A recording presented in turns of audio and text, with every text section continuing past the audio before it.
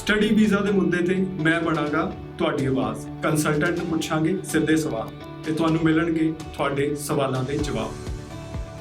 ਸਤਿ ਸ਼੍ਰੀ ਅਕਾਲ ਜੀ, ਸਵਾਗਤ ਹੈ ਦੋਸਤੋ।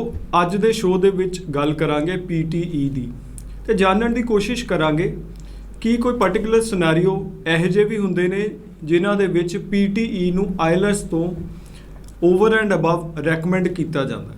ਸੋ ਸਾਡੇ ਨਾਲ ਗੱਲਬਾਤ ਕਰਨ ਲਈ ਮੌਜੂਦ ਨੇ ਬ੍ਰੌਡਵੇ ਇਮੀਗ੍ਰੇਸ਼ਨ ਦੇ ਸੀਨੀਅਰ ਕੰਸਲਟੈਂਟ ਜਗਪ੍ਰੀਤ ਸਿੰਘ ਜੀ। ਸਵਾਗਤ ਹੈ ਜੀ। ਥੈਂਕ ਯੂ ਦੀਪਕ। ਜਗਪ੍ਰੀਤ ਜੀ, PTE ਕਿਤੇ ਨਾ ਕਿਤੇ ਸੈਕਿੰਡ ਆਪਸ਼ਨ ਹੁੰਦੀ ਹੈ। ਕੁਝ ਸਟੂਡੈਂਟ ਕਹਿੰਦੇ ਨੇ ਕਿ PTE ਆਸਾਨ ਹੈ, ਪਹਿਲਾਂ ਉਹ IELTS ਦੇ ਅਟੈਂਪਟ ਕਰਦੇ ਨੇ, ਜੇ ਉਹ 'ਚ ਸਕਸੈਸਫੁਲ ਨਹੀਂ ਹੁੰਦੇ ਫਿਰ PTE ਕਰਦੇ ਨੇ। ਕੁਝ ਰੇਅਰ ਕੇਸ ਹੁੰਦੇ ਹੋਣੇ ਆ ਜਿਹਦੇ ਵਿੱਚ ਫਸਟ ਚੋਇਸ ਦੇ ਤੌਰ ਤੇ PTE ਕੀਤੀ ਜਾਂਦੀ ਹੈ। ਸੋ PTE ਕਈ ਵਾਰੀ ਕੀ ਤੁਸੀਂ ਰეკਮੈਂਡ ਕਰਦੇ ਹੋ ਓਵਰ IELTS? ਦੇਖੋ ਦੀਪਕ ਜੀ, ਮੈਂ ਕੈਨੇਡਾ ਪੁਆਇੰਟ ਆਫ ਵਿਊ ਦੇ ਨਾਲ ਗੱਲ ਕਰਾਂ ਤੇ ਜਿਵੇਂ ਆਪਾਂ ਇੱਕ ਨਾਨ ਇੰਗਲਿਸ਼ ਸਪੀਕਿੰਗ ਕੰਟਰੀ ਤੋਂ ਬਿਲੋਂਗ ਕਰਦੇ ਹਾਂ ਤੇ ਅਸੀਂ ਇੱਕ ਇੰਗਲਿਸ਼ ਸਪੀਕਿੰਗ ਕੰਟਰੀ ਦੇ ਵਿੱਚ ਮਾਈਗ੍ਰੇਟ ਹੋ ਰਹੇ ਹਾਂ specially for the purpose of study, ਤਾਂ ਉੱਥੇ ਆਪਾਂ ਨੂੰ ਆਪਣੀਆਂ ਇੰਗਲਿਸ਼ ਦੀਆਂ ਜਿਹੜੀਆਂ ਪ੍ਰੋਫੀਸ਼ੀਐਂਸੀ ਸਕਿੱਲਸ ਹੈ ਉਹਨਾਂ ਨੂੰ ਡੈਮੋਨਸਟ੍ਰੇਟ ਕਰਨਾ ਬਹੁਤ ਇੰਪੋਰਟੈਂਟ ਹੈ ਜੀ। ਉਹ ਇੱਕ ਉਹਦਾ ਮੇਜਰ ਪਾਰਟ ਹੈ। ਹੁਣ ਜਦੋਂ ਵੀ ਇੰਗਲਿਸ਼ ਪ੍ਰੋਫੀਸ਼ੀਐਂਸੀ ਸਕਿੱਲਸ ਦੀ ਗੱਲਬਾਤ ਕੀਤੀ ਜਾਵੇ, ਉਹਦੇ ਐਨਾਲਿਸਿਸ, ਉਹਦੀ ਅਸੈਸਮੈਂਟ ਦੀ ਗੱਲ ਕਰੀਏ ਤਾਂ ਉਸ ਜਗ੍ਹਾ ਦੇ ਉੱਤੇ ਫਿਰ ਐਗਜ਼ਾਮਸ ਆਉਂਦੇ ਨੇ ਜਿਹਦੇ ਵਿੱਚ IELTS ਹੈ, PTE ਹੈ, TOEFL ਹੈ, ਡਿਊਲਿੰਗੋ ਹੈ, ਸੈਲਪਿਪ ਵੀ ਇੱਕ ਟੈਸਟ ਹੁੰਦਾ ਹੈ। ਇਹਦੇ ਨਾਲ ਬਹੁਤ ਘੱਟ ਸਟੂਡੈਂਟ ਵਾਕਿਫ ਨੇ। ਮੋਸਟਲੀ ਇਹ ਕੈਂਡੀਡੇਟ ਜਿਹੜੇ PR ਪੁਆਇੰਟ ਆਫ ਵਿਊ ਨਾਲ ਅਪਲਾਈ ਕਰਦੇ ਨੇ ਉਹ ਐਗਜ਼ਾਮ ਦਿੰਦੇ ਨੇ। ਹੁਣ ਮੇਜਰਲੀ ਜਦੋਂ ਆਪਾਂ ਇੰਡੀਅਨ ਸਟੂਡੈਂਟਸ ਦੀ ਗੱਲ ਕਰੀਏ ਤਾਂ ਇਹਦੇ ਵਿੱਚ ਦੋ ਜਿਹੜੇ ਐਗਜ਼ਾਮਸ ਨੇ ਇਹ ਬਹੁਤ ਜ਼ਿਆਦਾ ਪਪੂਲਰ ਰਹਿੰਦੇ ਆ। ਇੱਕ ਹੈ ਜੀ IELTS ਔਰ ਇੱਕ ਹੈ PTE। ਇਹਦੇ ਵਿੱਚ ਬਹੁਤ ਵੱਡੀ ਕਨਫਿਊਜ਼ਨ ਵੀ ਰਹਿੰਦੀ ਹੈ। ਪਹਿਲਾਂ ਮੈਂ ਇੱਕ ਕਨਫਿਊਜ਼ਨ ਨੂੰ ਖਤਮ ਕਰ ਦਿੰਦਾ।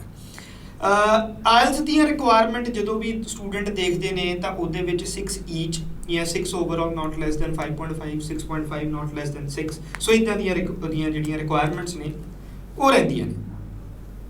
ਹੁਣ ਜਦੋਂ ਕਿਸੇ ਸਟੂਡੈਂਟ ਨੇ IELTS ਨਹੀਂ ਕੀਤਾ, ਉਹਨੇ PTE ਕੀਤਾ, ਤਾਂ ਉਸ ਪੁਆਇੰਟ ਦੇ ਉੱਤੇ ਹੈ ਕਿ ਜਿਹੜੀ ਸਭ ਤੋਂ ਵੱਡੀ ਗਲਤੀ ਔਰ ਇੱਕ ਸਭ ਤੋਂ ਵੱਡੀ ਕਨਫਿਊਜ਼ਨ ਜਿਹੜੀ ਹੁੰਦੀ ਹੈ ਉਹ ਇਹ ਹੁੰਦੀ ਹੈ ਕਿ ਇਹਦੇ ਵਿੱਚ PTE ਦੇ ਸਕੋਰ ਜਿਹੜੇ ਨੇ ਜਦੋਂ ਇਹਨੂੰ IELTS ਦੇ ਨਾਲ ਕੰਪੇਅਰ ਕੀਤਾ ਜਾਂਦਾ ਹੈ ਜਾਂ ਇਹਦੀ IELTS ਦੇ ਨਾਲ ਇਕੁਅਲੈਂਸੀ ਦੇਖੀ ਜਾਂਦੀ ਹੈ ਤਾਂ ਸਕੋਰਸ ਬ੍ਰੈਕਟ ਦੇ ਵਿੱਚ ਨੇ, ਇੱਕ ਵਿੰਡੋ ਦੇ ਵਿੱਚ ਨੇ। ਫੋਰ ਐਗਜ਼ਾਮਪਲ 51 ਤੋਂ ਲੈ ਕੇ ਅਗਰ 58 ਸਕੋਰ ਦੀ ਗੱਲ ਕਰਾਂ ਤਾਂ ਇਹ 6 ਦੀ ਇਕੁਅਲੈਂਸੀ ਦੇ ਵਿੱਚ ਹੁੰਦਾ ਹੈ। ਸਟੂਡੈਂਟ ਜਦੋਂ PTE ਦਿੰਦਾ ਤਾਂ ਉਹ ਕਰਦਾ ਜੀ ਮੈਂ 53 ਓਵਰਆਲ ਸਕੋਰ ਕਰ ਲਿਆ ਔਰ ਮੇਰਾ ਨਾਟ ਲੈਸ ਦੈਨ 51 ਹੈ, ਦੈਟ ਮੀਨਸ ਮੇਰਾ ਸਕੋਰ ਹੁਣ IELTS ਦਾ 6 ਈਚ ਹੈ। ਬਟ ਉਸ ਜਗ੍ਹਾ ਦੇ ਉੱਤੇ ਫਿਰ ਜਦੋਂ ਸਟੂਡੈਂਟ ਅਪਲਾਈ ਕਰਦਾ ਤਾਂ PTE ਨੂੰ ਲੈ ਕੇ ਨਾ ਸਪੈਸੀਫਿਕ ਰਿਕੁਆਇਰਮੈਂਟਸ ਹੁੰਦੀਆਂ ਨੇ। ਡਿਪੈਂਡ ਕਰਦਾ ਤੁਸੀਂ ਕਿਸ ਲੈਵਲ ਆਫ ਪ੍ਰੋਗਰਾਮ 'ਚ ਜਾ ਰਹੇ ਹੋ, UG 'ਚ ਜਾ ਰਹੇ ਹੋ, PG 'ਚ ਜਾ ਰਹੇ ਹੋ, ਕਿਸ ਟ੍ਰੇਡ 'ਚ ਜਾ ਰਹੇ ਹੋ, ਹੈਲਥ ਸਰਵਿਸਿਜ਼ 'ਚ ਜਾ ਰਹੇ ਹੋ, ਇੰਜੀਨੀਅਰਿੰਗ 'ਚ ਜਾ ਰਹੇ ਹੋ, ਬਿਜ਼ਨਸ 'ਚ ਜਾ ਰਹੇ ਹੋ।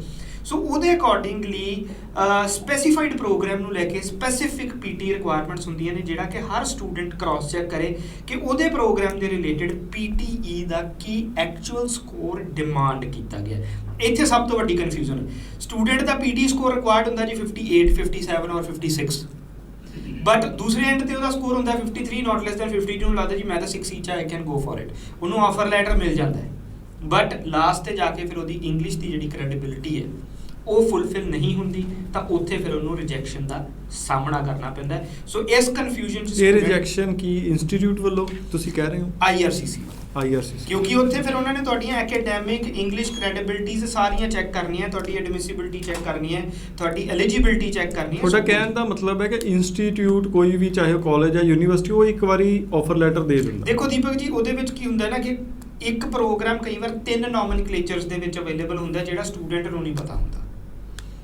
For example supply chain management, ਅਗਰ ਮੈਂ ਇੱਕ ਨਾਰਮਲ ਟ੍ਰੇਡ ਦੀ ਗੱਲ ਕਰਾਂ, graduate certificate in supply chain management, graduate certificate in supply chain management and logistics, graduate certificate in supply chain management and project management. ਹੁਣ 3 ਪ੍ਰੋਗਰਾਮ ਨੇ। Student ਅਗਲਾ word ਕਦੀ ਵੀ ਨਹੀਂ ਪੜ੍ਹਦਾ ਕਿ ਇਹਦੇ ਲਾਸਟ ਤੇ ਵਿਦ ਲੌਜਿਸਟਿਕਸ ਹੈ, ਇਹਦੇ ਲਾਸਟ ਤੇ ਪ੍ਰੋਜੈਕਟ ਮੈਨੇਜਮੈਂਟ ਹੈ, ਇਹਦੇ ਲਾਸਟ ਤੇ ਪਲੈਨਿੰਗ ਨੂੰ ਲੈ ਕੇ ਜਾਂ ਕੁਝ ਵੀ ਹੈ।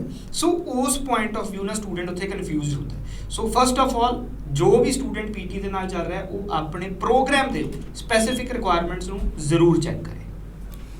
ਸੋ PTE ਕਿਤੇ ਨਾ ਕਿਤੇ ਤੁਸੀਂ ਕਹਿ ਰਹੇ ਹੋ ਉਹਨਾਂ ਨੂੰ ਰეკਮੈਂਡ ਕਰਦੇ ਹੋ ਜਿਹਦੇ ਪਾਰਟਿਕੂਲਰ ਇੰਸਟੀਚਿਊਟ 'ਚ ਕਿਸੇ ਦੇਖੋ ਜੀ ਖਾਸ ਤੁਹਾਨੂੰ ਲੱਗੇ। ਇੱਥੇ ਮੈਂ ਤੁਹਾਨੂੰ ਵਿੱਚ ਇੰਟਰਪਟ ਕਰੂੰਗਾ। ਰਿਕਮੈਂਡ ਮੈਂ ਕਿੱਦਾਂ ਕਰਦਾ I don't recommend from institution point of view, I don't recommend from program point of view। ਹੁਣ ਗੱਲ ਆਉਂਦੀ ਹੈ ਜੀ IELTS ਨੂੰ। ਇੱਕ ਸਟੂਡੈਂਟ ਹੈ, ਉਹਨੇ ਪੂਰਾ ਸਾਲ ਹੀ ਕੱਢਤਾ ਔਰ ਉਹਦੇ ਬੈਂਡ ਸਟਾਰਟ ਹੋਏ 5.5 ਓਵਰਆਲ ਤੋਂ 6 ਓਵਰਆਲ, 6 ਓਵਰਆਲ ਚੋਂ 3 ਚ 5.5, 2 ਚ 5.5 ਤੇ ਲਾਸਟ ਤੇ 1 ਚ 5.5 ਔਰ ਉਹ ਰੀਡਿੰਗ 'ਚ ਹੈ ਜਾਂ ਰਾਈਟਿੰਗ 'ਚ ਹੈ। ਉਸ ਬੱਚੇ ਦਾ ਇੱਕ ਕੇਸ ਹਿਸਟਰੀ ਨੂੰ ਕ੍ਰਾਸ ਚੈੱਕ ਕਰਕੇ ਫਿਰ ਮੈਨੂੰ ਇੱਕ ਆਈਡੀਆ ਹੋ ਜਾਂਦਾ ਹੈ ਕਿ ਸਟੂਡੈਂਟ ਦੇ ਕੋਲੋਂ ਅਗਰ ਰਿਕੁਆਇਰਮੈਂਟ 6 ਈਚ ਦੀ ਹੈ ਤਾਂ might be he will not be able to score up to that level.